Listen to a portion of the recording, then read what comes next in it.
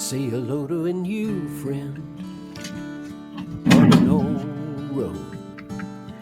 Take a 2-lane trip of memory into mysteries unknown. Come along for the ride. Jim Hinckley's America. Jim Hinckley's America.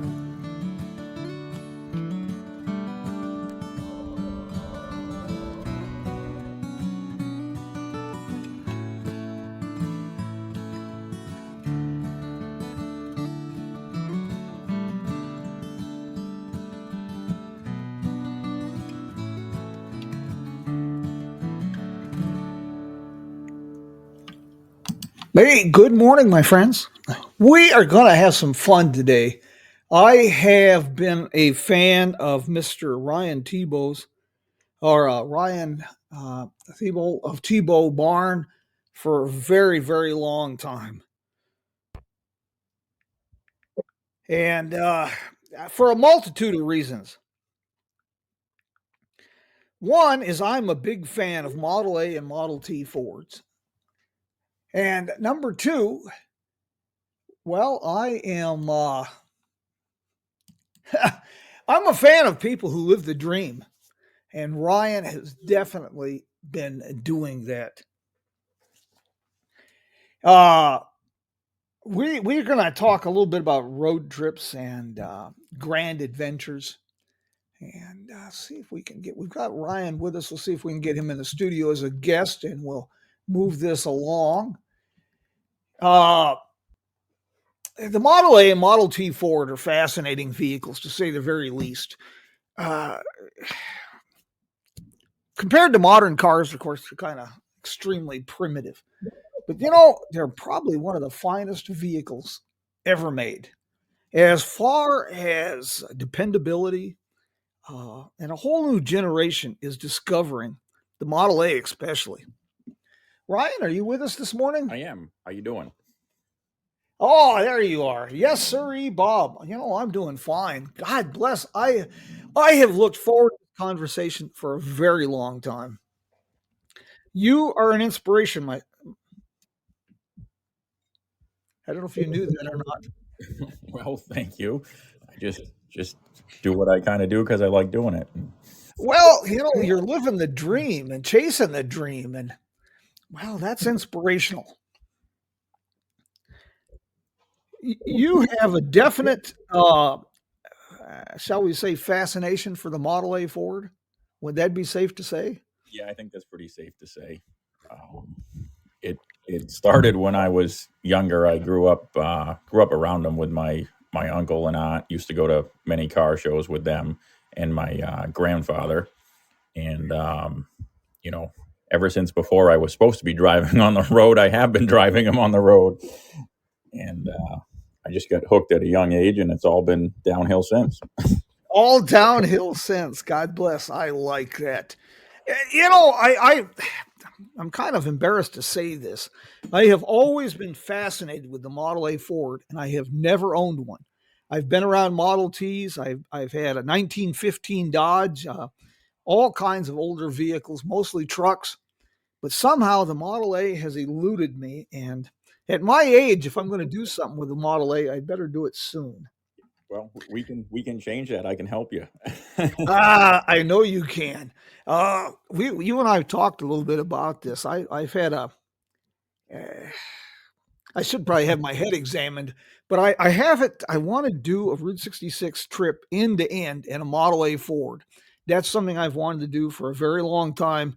And of course, you did that in 2020, but you didn't just stop with that. You turned it into an 8,000-mile odyssey. Yeah, so I basically, my goal was to do the Route 66 trip. So I left New Hampshire, went to Chicago, the quickest, most direct route I could, not going on any highways, and then got on Route 66 and followed it all the way to California. And of course, I had to get back home, so I then drove the car back home. So that's how I ended up being a little over 8,000 miles in 4 weeks. I tell you, the Model A Ford and the Model T, I realize the popularity probably isn't what it was in the 70s, but I'm fascinated by how many people of a younger generation, and at my age, that's 50 and under, still have a passion for the Model A and Model T.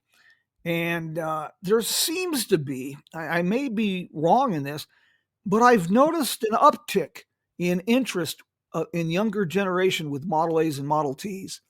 Have you noticed that, or? Yeah, I mean, it's certainly not. Unfortunately, it's not the amount of people that are leaving the hobby. We don't have as many people entering the hobby, I don't think. But in general, I think because the prices have come down a little bit, it's attracted some younger folks into the hobby. And the nice thing about the Model A and the Model T, the Model A is very road friendly, and user friendly. The T isn't too bad, but it's definitely an earlier car, and it doesn't do the speeds that a Model A can do. But the parts availability, you can pretty much get anything you need for a Model A or Model T. Now that has changed a little bit since COVID, but relatively speaking, compared to uh, any of the other early automobiles, you can't just go to a catalog and pretty much order what you need. Yeah, I've always been intrigued. My mom said I was born '90, and I never got any older. So I've always, when I was younger, not quite as bad as you, but as a kid, when everybody else was chasing Mustangs and GTOs, I was chasing 1940 Chevy pickups. Uh, so I've had a lifelong interest in the older vehicles, and it's always surprised me people that have good road vehicles like Hudson Super 6 or Studebakers Dodges in the 20s and 30s. They either street rod them or trailer them. But Model A and T people, they drive the cars. They depend on them. They use them, and they use them for what they were made for. Yes, yes, they definitely get used more, I think, than most of the other early cars of the era. And I don't know if I think part of that is because of how many were made and the availability of parts. Yeah, and you've got such a good support team. People like yourself that are so generous with your time and knowledge, and helping people that are new to the hobby or that have questions. Yeah, That's a big part of this as well. yeah, for sure. And there's a lot of there's a lot of information out there on the cars too. There's all sorts of things on the internet, on YouTube. So I think that's very helpful to people as well. But Yeah, yeah, and you've now made this, taken a step of, and made this not only a hobby and a passion to share this with a younger generation, but this is what you're doing for a living now, right? Model A's, Model T's. yes, it is. I never wanted to make my hobby my career, but I was frustrated with my career after 10 years and had to do something different. So here I am. Well, that is exactly why you are an inspirational person. So many of us get wrapped up in the illusion of a steady paycheck. We end up enslaving ourselves, basically, instead of doing what we enjoy doing. Yeah, and quite honestly, a big push for me to do that was really my Route 66 trip. Uh, Yeah.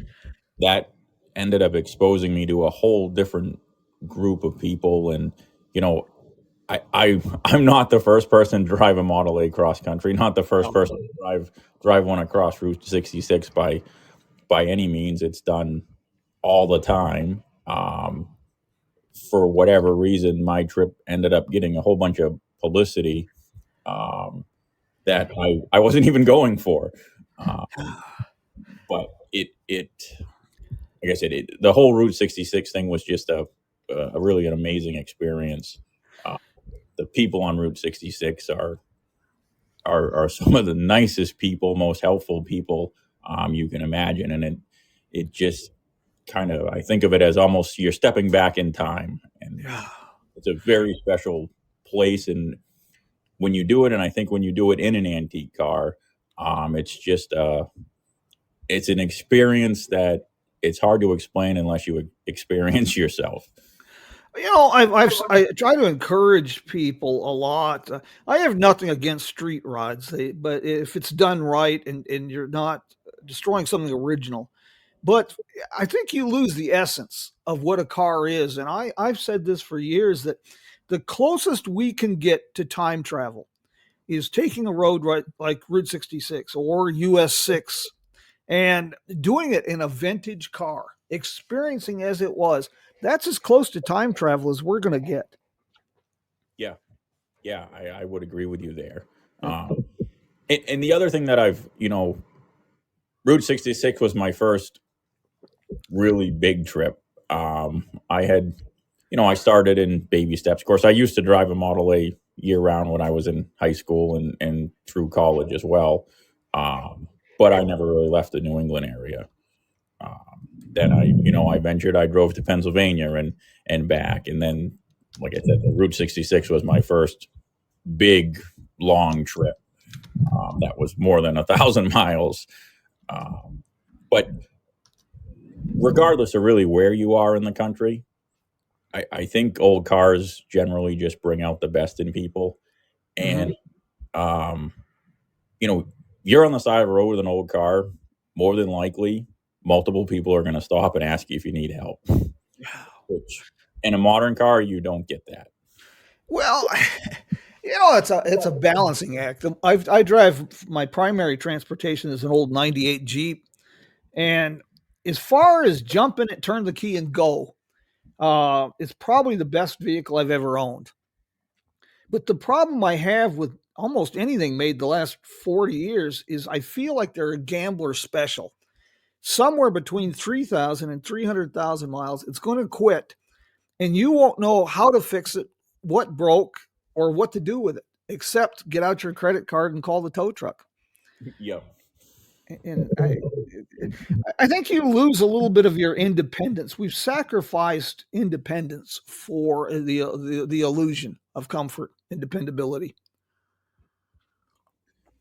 Yeah, that's I like that way of thinking. I never thought of it that way, but I agree with that.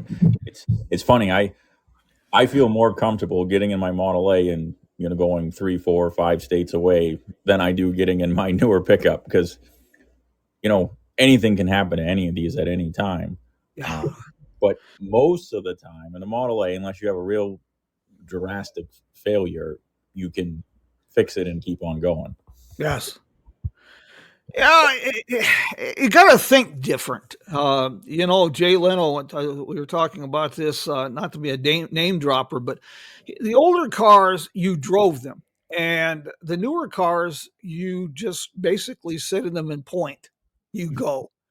But driving them, there's an experience to the older cars because you have to think different. I like that as well. You have to anticipate not only where you're going to stop and what you do, but you have to think different. It changes your view of the world, basically. Yeah, and I've probably driven antique cars more than I've driven modern cars in reality. And I kind of I just do that naturally. I don't even think about that anymore. But you almost become one with the car. And people will always ask, well, how fast can you go? It's like, well, I generally drive the car as fast as I feel that the car is going comfortably. And in some cases, like when I was doing Route 66 going through the desert, I couldn't do much over 25, 30 miles an hour, or I was going to start to overheat, which, that shouldn't have happened, but I had a radiator that was not 100% up to par. But I made it through it. I made it out to California and back. Yeah, When you start driving the old cars, and especially I've got myself talked into this again, and my dear wife, she's up for sainthood because she's put up with me for over almost 45 years of this stuff.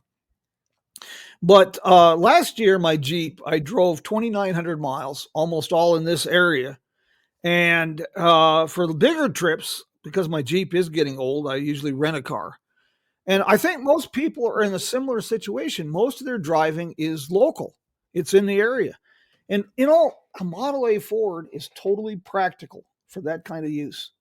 And I think people would be surprised if they did drive a Model A for more of their daily driver, not only how much money they save, but how it changes their view of the world. Yeah. Yeah. A stock Model A restored mechanically, maybe not 100%, but close to it, you should be able to cruise 45, 50 all day long comfortably. Jessica was asking if there's a part of Route 66 that you found particularly interesting. Oh, gee. Besides roasting in the desert out here in Arizona and needles. Well, I would say the desert was probably my least favorite part of the trip. Of course, I went, it was the end of August, so it wasn't necessarily the best time to be in the desert. I enjoyed Missouri quite a bit. There was Waynesville, Missouri, I think it was. Mm-hmm. I stopped in there to see somebody that had invited me. They had an art studio. Oh, Jack's Wellborn, probably. Yeah. Yes. Yep. And I ended up. It was a really cool time. Right next door was the gas station, and I met the owner of the gas station, and I was there for, I don't know, a couple hours. And it was just a whole unique experience. I met a bunch of the townspeople, very friendly, just a nice, quaint little town, and I enjoyed the stops like that quite a bit. Route 66 is a unique animal. As far as mom and pop stuff, I follow your adventures like the bridge in Maine that you were just posted on your YouTube channel. Yep. And there's so much to see on these back roads, but Route 66 is a community. It is like America's longest small town. And it has an international fan club that's rather surprising. One of the things you've done, and I have to ask you about, you recently went even further into the old car realm by buying a steam car, a Stanley. That's got to be a different learning curve. Yes, it is a very different learning curve. The Stanleys are something that, as a child, I was always amazed with. I never was really around them too much. And there was this gentleman who used to go to a flea market that I used to go to once a month, and with this Stanley, David Neargard. And I remember I used to stare at the thing and just be amazed by it, and I always said, "Oh, I want one of those someday." And anyway, out at Old Car Fest, I had met up with somebody that I had met on Route 66, ironically. Well, not on Route 66, but on that trip.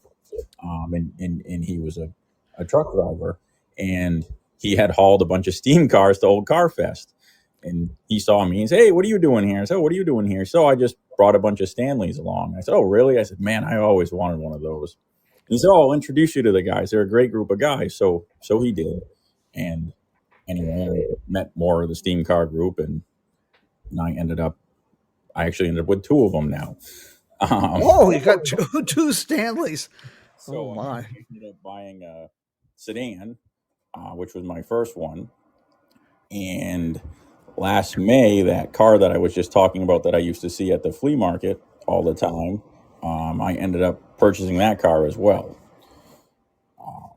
So the steam car community is a whole different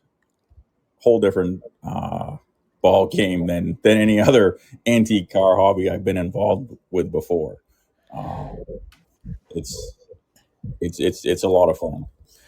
I've always been interested in the steam stuff. My dad was a machinist mate in the Navy and some other things. And I'm sitting here at my desk staring at my dad. I don't know, the boiler got lost years ago, but my dad out of scrap metal built me about a 10-inch high 2-cylinder steam engine that's completely functional. And that was my introduction to steam as a kid. And again, I don't mean to be a name dropper, but I had the privilege of talking with Jay Leno a couple of years ago after he acquired one of the Doble steam cars, which is, gosh, those things were very advanced.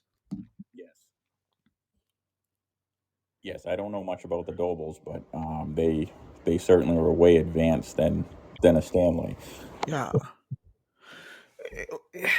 You know, one of the things that intrigues me, and I don't know if you have the answer to this, it's not just relevant to Fords or Model A's, Model T's, or Stanleys, but I wonder, I've always been curious why we built some of these cars so technologically advanced, like the Doble, but brake technology, we just didn't pay much attention to for a long time until the late 20s, it seems. And I've always been curious about that. Yeah, I'm not. I guess they weren't too concerned about stopping. I don't know if it was because the roads were so bad they couldn't really get going too fast in most cases. But I believe back, in the teens, there was a whole thing about fighting front brakes. I know, pretty sure Ford was not a fan of front brakes initially at all. And I've seen some old, like license plate toppers or whatever that have some comment on them about front brakes are dangerous. Yeah, it's interesting how our perceptions change on that. As far as a stock Model A versus there's some tremendous advantages now that a person can upgrade a Model A without losing that originality that intrigues me. You have a new type of engine that you're installing in Model A's? Yes. So Terry Burt's out in California designed a brand new Model A engine, and he worked on this project for several years. And I followed along the project, and I don't know, I lose track of time. I guess it's been 4 years. And finally, he was actually able to produce the block. So his whole goal was to create a brand new Model A engine that would be set at a price point that would be comparable to rebuilding an engine. So he's got this Model A engine that's got a full counterweighted crank in it, 5 main bearings instead of 3, full oil pressure, all insert bearings, and the exterior of it is identical to a Model A engine block. It uses Model A engine covers, Model A head, Model A oil pan, Model A cam, Model A pistons, Model A valves. But it's an incredible feat, and it's been a great asset to the hobby. See, those are the kind of changes I'm kind of torn between, because I love the originality, but I suppose what are you going to do with the vehicle? Is it just something you're going to do in parades and run around the ice cream parlor with your grandkids once in a while? Or are you going to get out and drive it?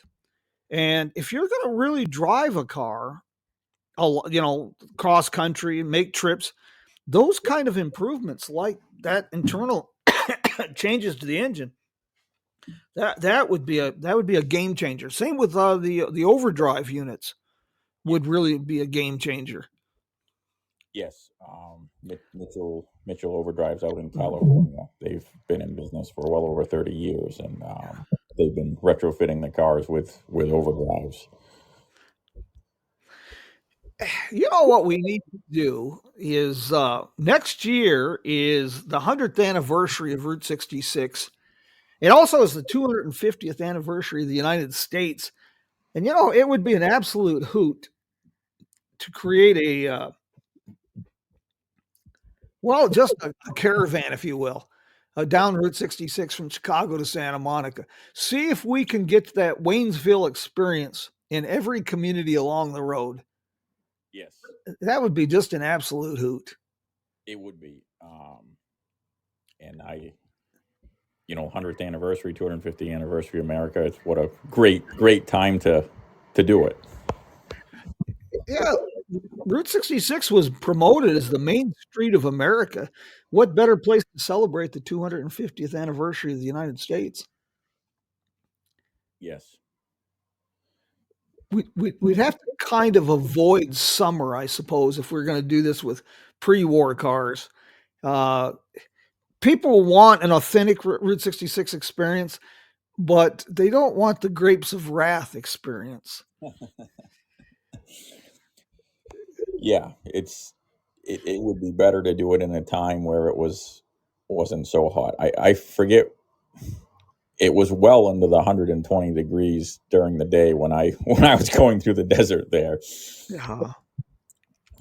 I'm an old desert rat. I'm one of the dry roasted nuts. I'm originally from the East Coast, but I've lived out here so long that I qualify as one of the dry roasted nuts.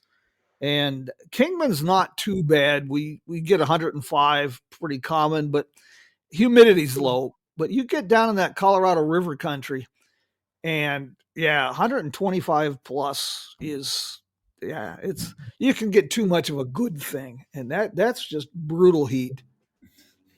Yes. I have here a copy of Edsel Ford's travel journal. A couple of years ago, the Historic Vehicle Association recreated Edsel Ford's 1915 trip in a 1915 Ford, and they followed as much of the original road as they could across the desert. And I got to tell you, Ryan, I'd have to do some serious drinking to take my Jeep into places they were taking that Model T out there in the desert. But Edsel Ford in July 17th, 1915, he arrived in Needles, California. He said it was oppressively hot. They slept on the porch of the hotel, and the next night they drove to Ludlow, left Needles at 7 o'clock at night, and arrived in Barstow at sunrise. But they drove across that desert at night. I could, if I did it again, I probably would try to do it at night too.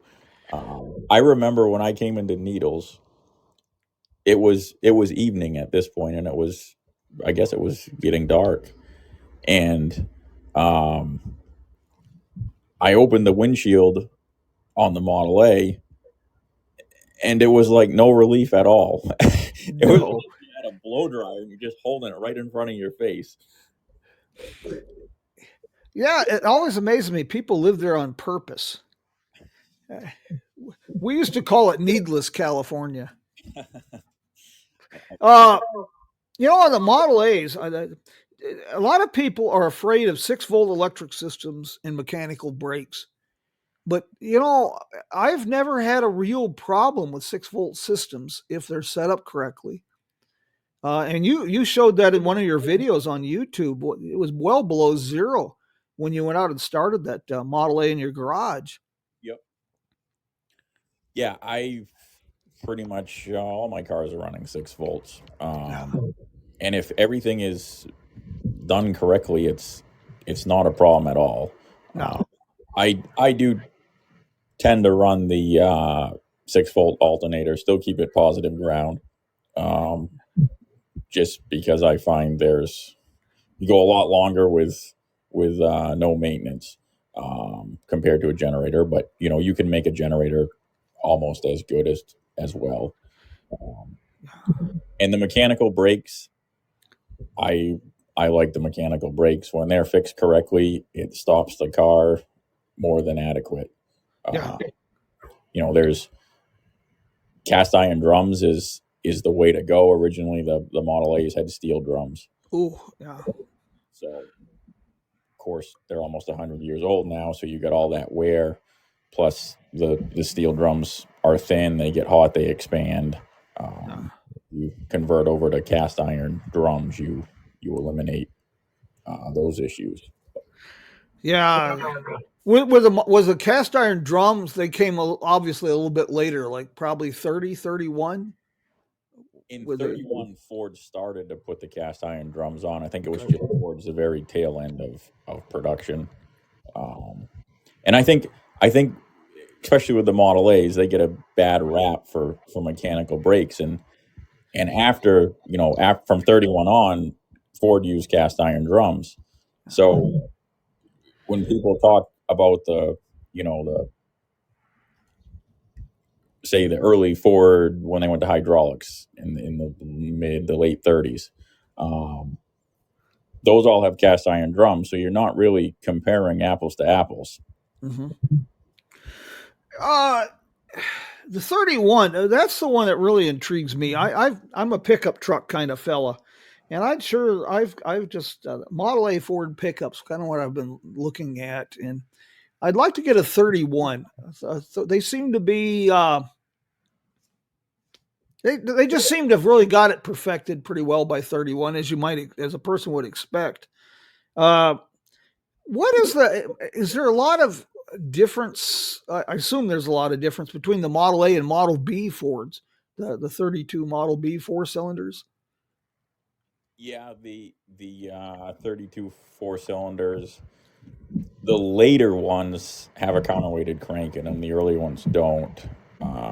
Journals are a little bit bigger on the Barons. Okay. Higher compression head uses a different water pump if you're using the Model B head.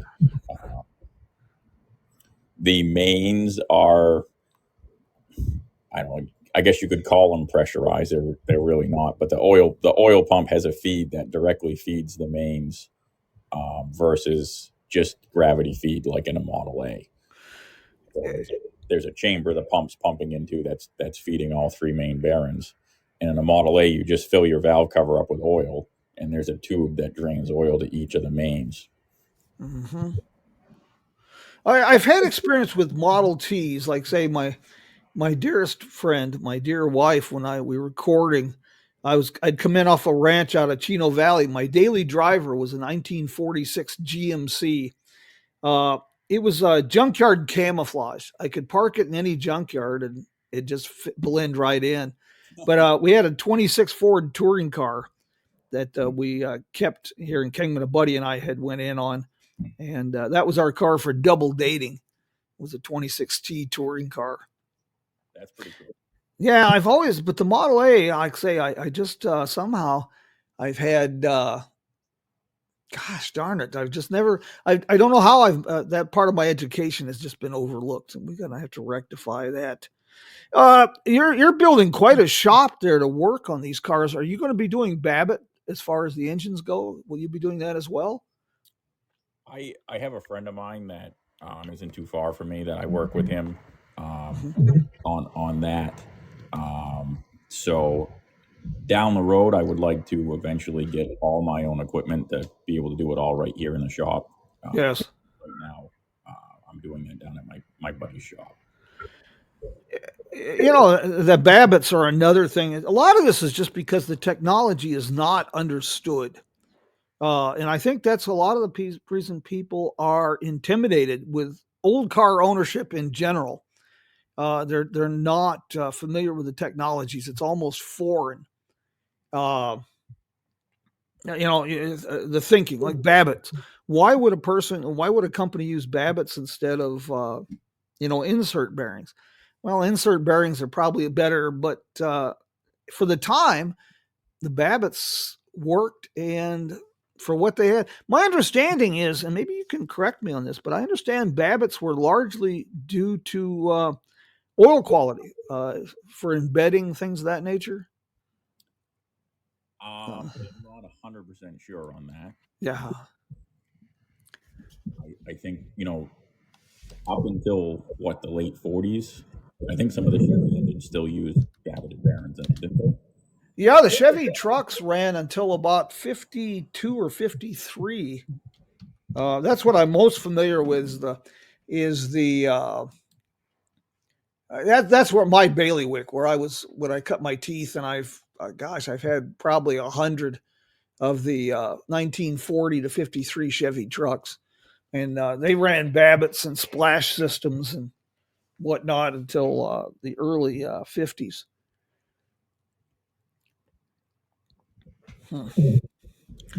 Now, did Model A Ford trucks ever have like a full steel cab, or were they always the wood cabs, wood and canvas tops? The late 31s, those cabs were all steel. Okay. The bug cabs. So they basically they still had a wooden header in the front for the windshield, I believe, but the roof was all steel. Okay. The wood would definitely be something. If somebody was to buy or looking to buy a Model A, obviously there's so much wood framing that's something a person needs to be considerate of. Wouldn't you say? So, like a Model A two-door sedan, your subframe is all steel. Yes, you have wood in the roof, but like a Model A four-door sedan, except for the late ones, those subframes are all wood. Okay. But generally, the subframe is all wood. So it kind of depends on the body style. The open cars, the Roadsters, the Touring, Phaetons, they're all steel subframes. Yeah, you have some wood on your top bows and maybe around your belt rail, but the structure of the car is mostly all steel. So it'd probably be best if a person was buying a car to try to find one that's been restored at least. An original car, especially out west here where wood has a tendency to really dry, an original car might be more of a challenge for somebody. Might require a little bit more investment because of the wood framing. Yeah, and really, the mechanics can get expensive too. Of course, I drive my cars all the time and drive them a lot. What I don't necessarily show is what it takes to get them to that point, so I can drive them a lot. Yes. It's not. Your best bet is really to buy like in a car older restoration that's got decent bones to work with, but generally to find the car that cosmetically is all good and mechanically is all good can be a little bit tough. So a lot of times I more so worry about the cosmetics, and then I figure, well, I want to do it mechanically how I want to do it. So I'd rather spend my time and money on the mechanic side of things, so I know what I got and I know what I'm working with after I'm all said and done, if that makes any sense. It does. But it's not common to go, let's say you just buy average Model A in the $12,000 range or something like that. It doesn't take long to spend another 8 or 10 on it if you really go through the mechanics of it. Yeah. The price of the Model A is really just come down a lot. It's another reason I find them kind of appealing. If you're not overly knowledgeable with older car technology, it's not enough to be mechanically inclined. When you get into the Model A's, the technology itself is a different skill set. So if a person's serious about Model A and they don't want to get deep into that, the best thing to do, I suppose, is find somebody like, I don't know, maybe Ryan up at Tebo Barn and see if they've got a car for sale or they can sort it out for you. That's probably the best thing to do. Yeah, a lot of the work that we end up doing here is sorting out cars mechanically, so then full frame off restorations. There's a big need and call for that type of work. Yeah. It's really kind of sad because street rotted Model A has so much more value. I've seen some just beautiful older restorations. It breaks my heart to say, but I've seen a lot of them being modified in dramatic ways. That always saddens me immensely. Yeah, and I try with the videos and whatnot that I post to try to show people that you can have a lot of fun with the cars done up correctly originally. They were Well, your adventures with the Model T snowmobiles and the recent posting you did of the drive to the coast in the snow, that was enjoyable. My problem with that video, it made me cold, and I've been out here so long it gets below 80. I look for my long underwear. So that was kind of but I enjoy your videos a lot. Yeah, there's nothing quite like if you're in a car that's, say, really probably designed to be doing 35, 40 miles an hour, and you're cruising at 55, you feel like you're doing 100. And you can't get that in a modern car. No. I would be really remiss if we didn't talk about something that I love time capsules, time capsule cars. I get so excited when I buy an old Chevy pickup and I find out the dome light works. I'm like a little kid in a candy store. So when the 1913 Ford you found, the video you shared about all the things you found in that car, boy, that just tripped my trigger. That was impressive. Yeah, that was probably a once in a lifetime find that was, again, all kind of happened by mistake. It was on Facebook Marketplace, and a good friend of mine, Lucas, he goes on a lot of those crazy adventures with me. He apparently couldn't sleep that night, and he texted me the ad at like 2:00 in the morning, and I got up the next day and I looked at it, and anyway, I made sure that it wasn't something he wanted to go buy before I did anything on it. And he said, "No, I sent it to you because you should go buy it." And anyway, went up there and looked at it. And ironically, I almost didn't buy it. I left. We were a little part on price, and then got down the road, thought about it some more, and went back and bought it. And then when I got it home, I was amazed at what I found once I started cleaning it out. How long had that 1913 Ford been off the road? Since 1923. Oh my God. Obviously all indoor storage. Yes. So I bought it off from the nephew of the guy who actually inherited it, because the guy who inherited in the 40s was passed away. And I guess that was his neighbor's car. And when the neighbor passed away, he left it to this guy. And that was back in the 40s. And he took the car, moved it to his barn. It sat there, and it got moved to a couple different barns over the years, but they never got it on the road. They never did anything with it other than they would turn the engine over every year. And the nephew that I bought it from I'd say he's probably was in his 70s. And he said that when they were growing up, the car was always covered in sheets and blankets, and you weren't allowed to get near the car, play on the car, or touch the car. And it was that way until I got it there in 2020. I'm always amazed that when you start thinking about that, 100 years, how a car can just survive 100 years being put away somewhere. That in itself is pretty damned amazing. Yeah, it was pretty incredible. All the stuff on the top of the car was all 1960s. And once I got down to the cushions of the seat and below that, then I started to get into teen stuff. And I found newspapers from 1913 in there. The car originally was from Rumford Point, Maine. And, everything I found in there matched the story that I was told with the car. It was all Rumford Point memorabilia stuff.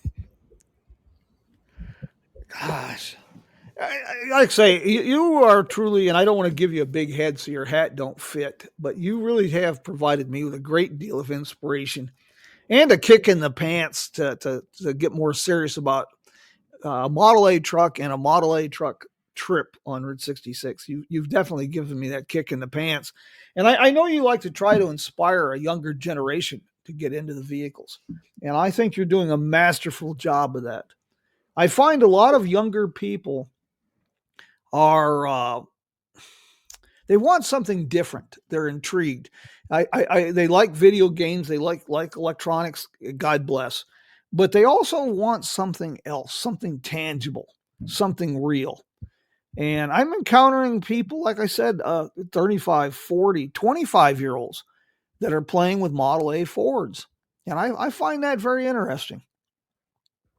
Yeah, I think it's the Model A Fords.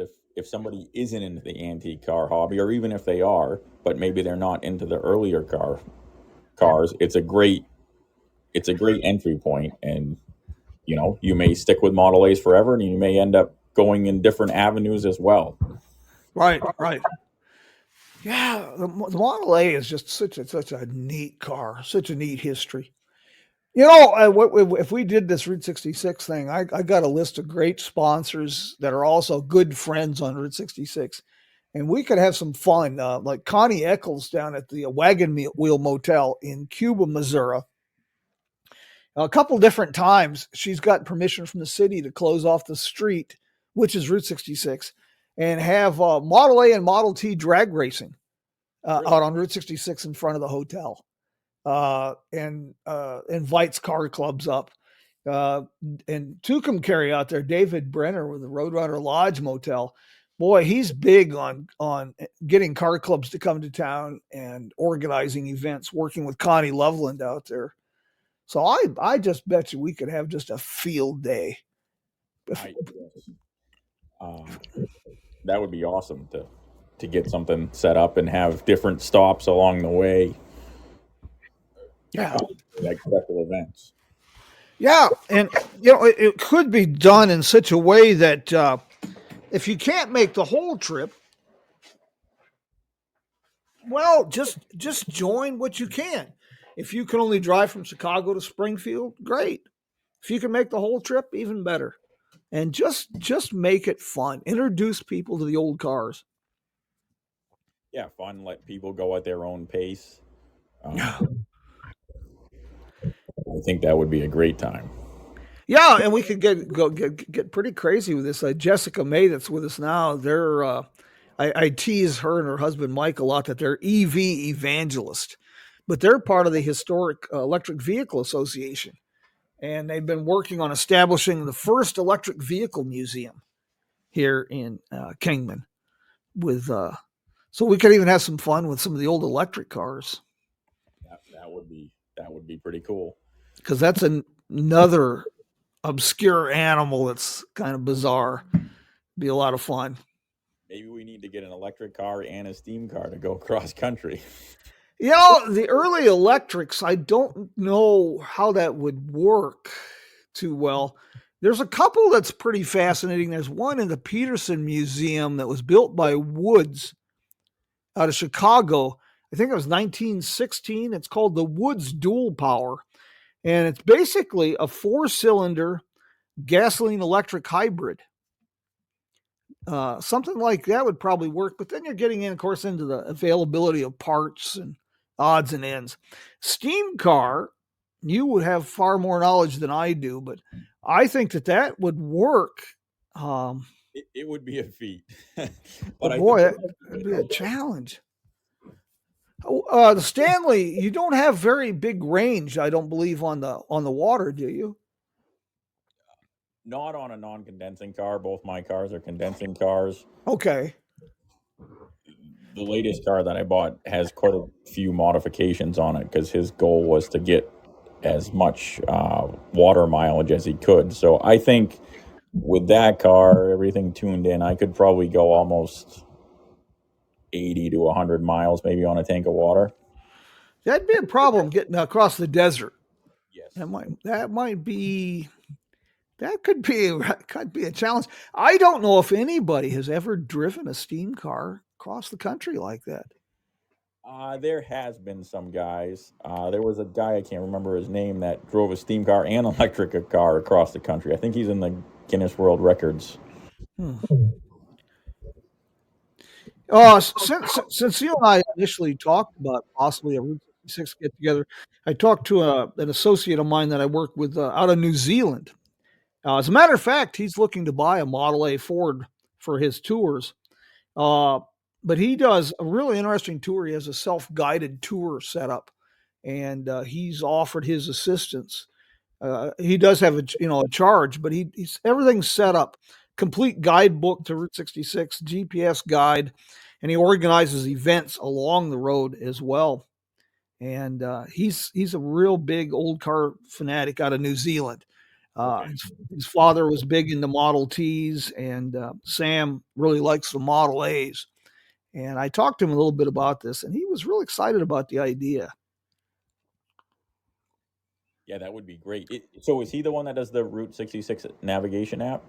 No, that is well, he works with that fellow, but I've helped develop that. That's even more intriguing. The Route 66 community is, like I say, bizarre. Marian Pavel with Touch Media, based in Bratislava, Slovakia, has developed that Route 66 navigation app. The Okay. international nature of Route 66. But Sam in New Zealand with Gilligan's Tours, he's had interest from Model A owners in New Zealand and Australia about shipping their cars to the United States to do a Route 66 trip. Okay. And that would add a different component to this as well. That would be pretty neat. Yeah. Ryan, I really, first of all, I want to thank you for taking time this morning to do this take time from your schedule. And I'll get this posted later this afternoon along with your website information. And I'd like to encourage people. The price on new cars has just gotten so ridiculous.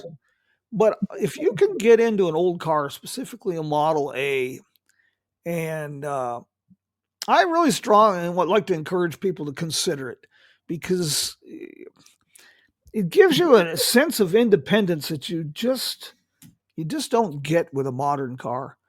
Yeah, you got to get out there and tinker. You can't just you can't drive at 50,000 miles without opening the hood.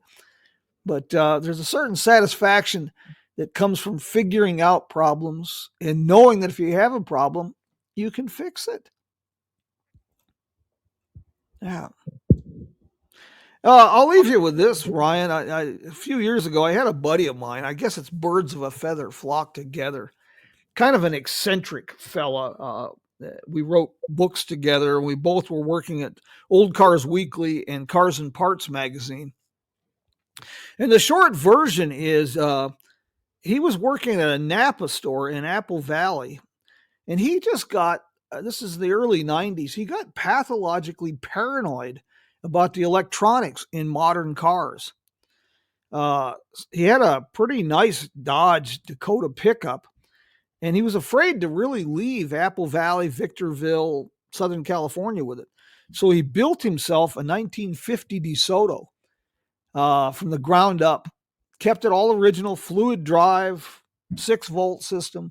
And whenever he had to take a trip, like from California to North Carolina or Wisconsin, he left his new Dodge Dakota at home and he drove his DeSoto. That's pretty cool. And then he went and got himself a second vehicle, a backup vehicle, a 36 Chrysler. And that's pretty much all he's been driving since the 90s. Wow. Just those two cars. Yeah, pretty impressive. That's very impressive. Sir, thank you again, Ryan, and keep up the good work. Anything I can do to help, holler. And Jessica had a question for you. She says that do people stop you a lot to talk about your trips when they see you on the road?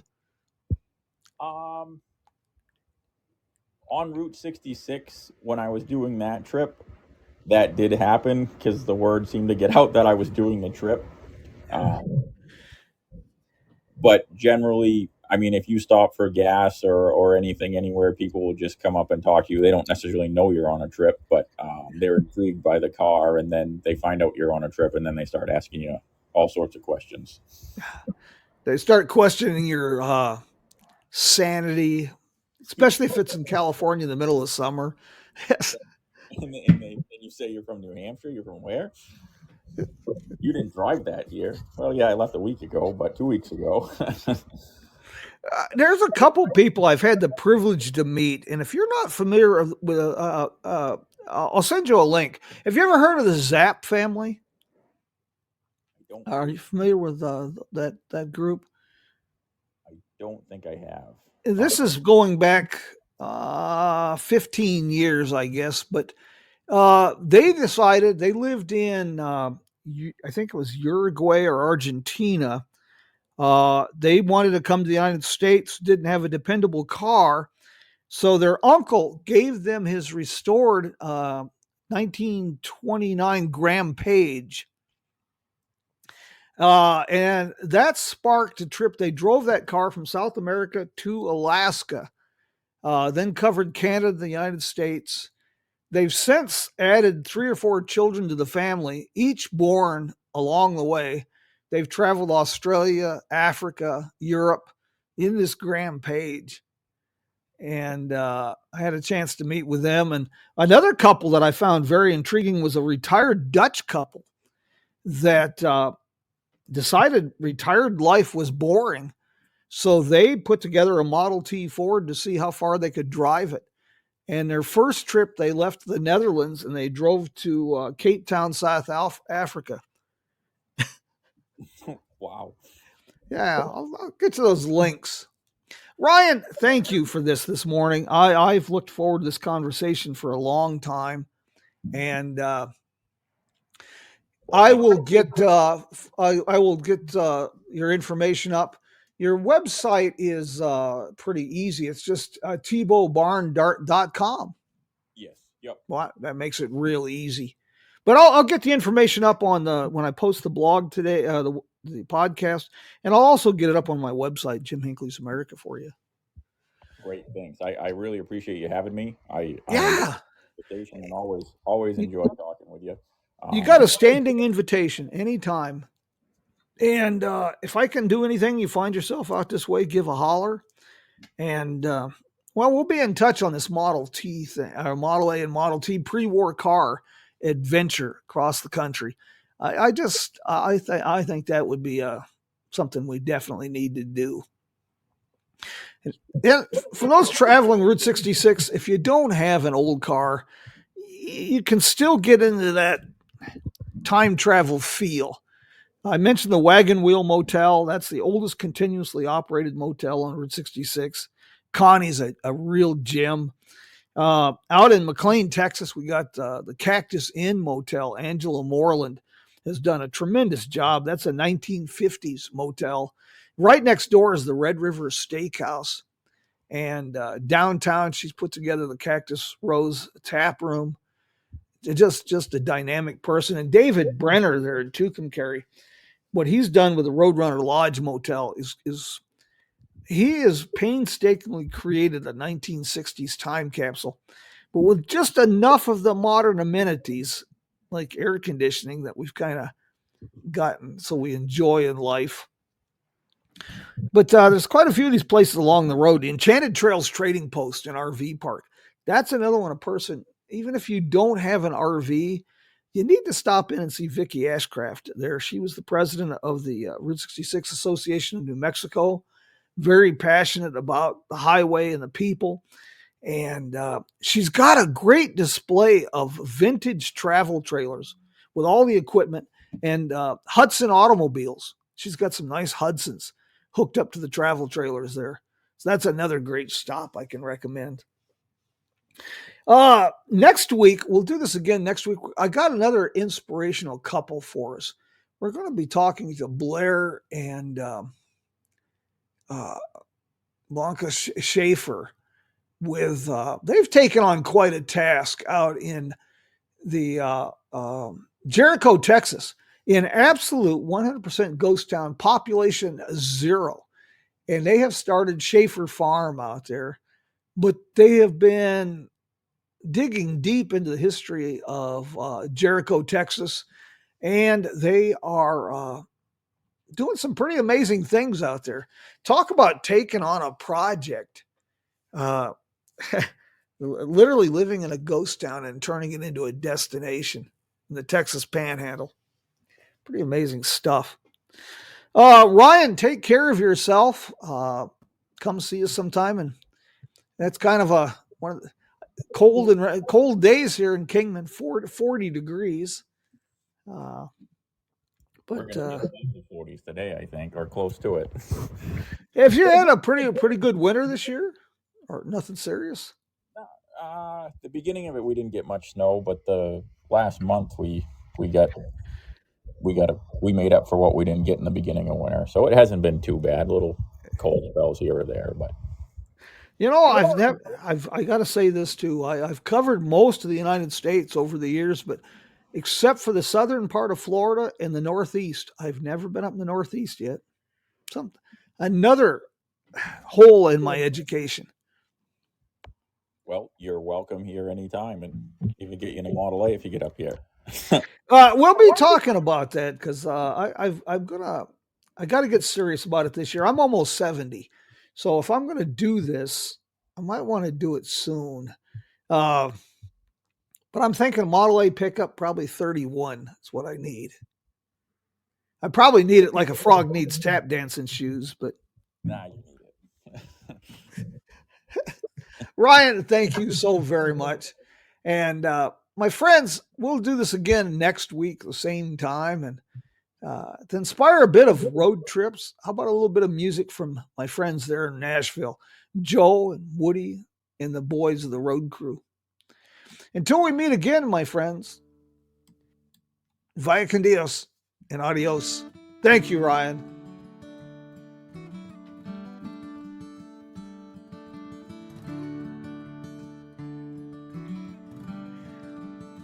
Say hello to a new friend on an old road. Take a 2-lane trip of memories into mysteries unknown. Come along for the ride. Jim Hinckley's America. Jim Hinckley's America.